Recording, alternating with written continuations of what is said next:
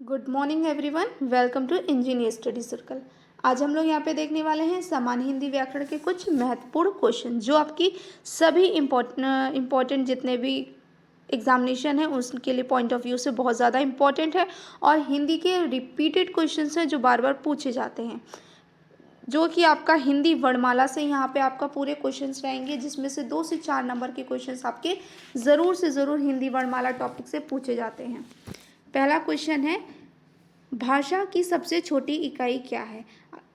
इसके point of view से देखें तो भाषा की जो सबसे छोटी इकाई है वो क्या है, वर्ण है। वर्ण से मिलकर शब्द बनते हैं, ठीक है। शब्द से मिलकर क्या बनते हैं आपका, फिर शब्द। स्वर क्या होता है, स्वर और व्यंजन होते हैं, ये आपके वर्णमाला में ही स्वर और व्यंजन होते हैं, ठीक है।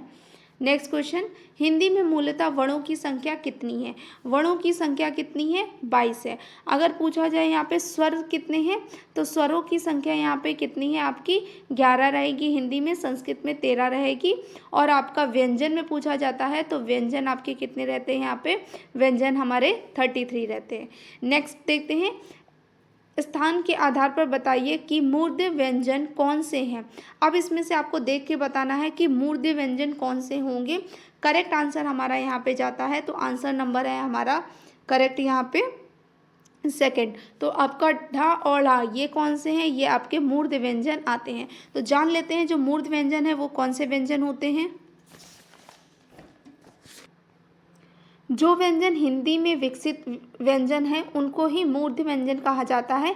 ये संस्कृत से नहीं लिए गए हैं। इनको साघोष और अल्पप्राण भी कहते हैं। आप साघोष और अल्पप्राण में भी ये दोनों आ जाते हैं। नेक्स्ट मूव करते हैं, क ग ज और फा ध्वनियाँ किसकी हैं। तो ये अरबी और फारसी भाषा की हैं। किसकी ध्वनियाँ हैं, ये अरबी और फारसी भाषा की ध्वनियाँ हैं। नेक्स्ट क्वेश्चन, निम्नलिखित में से बताइए कि नवीन विकसित ध्वनियाँ कौन सी हैं। ऐसी ध्वनियाँ जो कैसी हैं, नवीन है और विकसित है, वो कौन सी है आपकी, खा और ग है। नेक्स्ट मूव करते हैं, खा और गा है, इनको अल्पप्राण और महाप्राण भी कहते हैं, यानी कि ये साघोष और आघोष हैं। नेक्स्ट है वर्णमाला कहते हैं। वर्णमाला किसे कहते हैं, तो वर्णों के व्यवस्थित समूह को क्या कहा जाता है, वर्णमाला कहा जाता है। नेक्स्ट क्वेश्चन, निम्न में से नासकीय व्यंजन कौन सा है। नासकीय व्यंजन कौन से व्यंजन होते हैं, नासकीय व्यंजन वो व्यंजन होते हैं जिनके उच्चारण करते समय नाक से क्या निकले, आपको एक जब उससे उच्चारण करते हो तो आपको अनुभव होता है बोलते समय, तो वो जैसे इया इया बोलते हैं तो यहाँ पे आपको ना का अनुभव होता है, वो आपका नासकीय व्यंजन होता है। नेक्स्ट बात करते हैं, हिंदी वर्णमाला में अयोग वर्ण कौन से हैं। तो अंग और आहा की मात्रा वाले ये ही, इन्हीं को क्या बोला जाता है, अयोग वहा बोला जाता है। इसको विसर्ग भी बोलते हैं।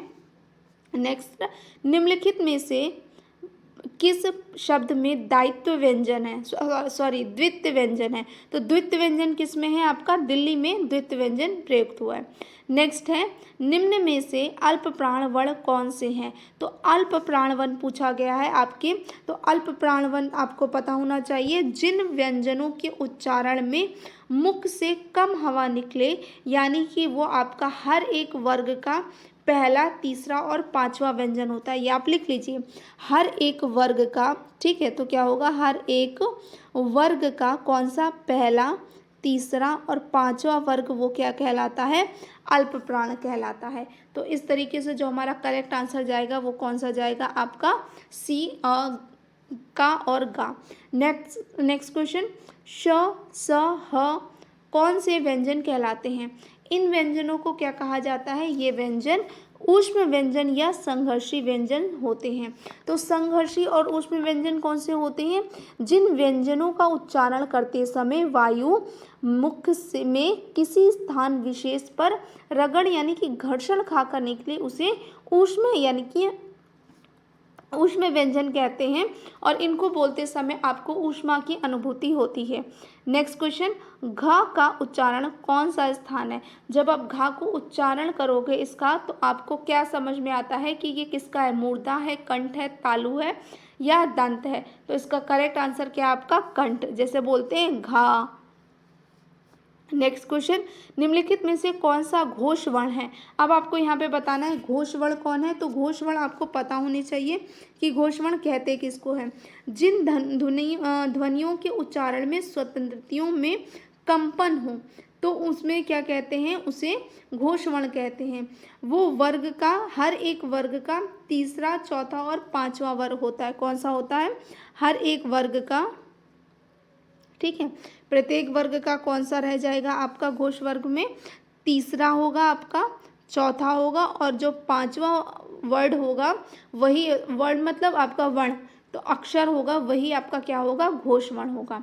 करेक्ट आंसर आपका जाता है कौन सा? म। नेक्स्ट क्वेश्चन, निम्नलिखित में से कंठ ध्वनियाँ कौन सी हैं? कंठ ध्वनियाँ जिनका उच्चारण करते समय आपको कंठ में अनुभूति हो, तो वो आपकी कौन सी है? क और घ। नेक्स्ट क्वेश्चन और लास्ट क्वेश्चन रहेगा आज के लिए। ए वर्ण कहलाते हैं। इन वर्णों को क्या कहा जाता है? ये कंठ तालव्य होते हैं। कैसे होते हैं? कंठ तालव्य। अगर आपको ये कोशिश अच्छी लगती है तो आप चैनल को फटाफट से सब्सक्राइब कर लीजिए और इसको लाइक करिए, अपने फ्रेंड्स के साथ में शेयर करिए। Thanks for watching.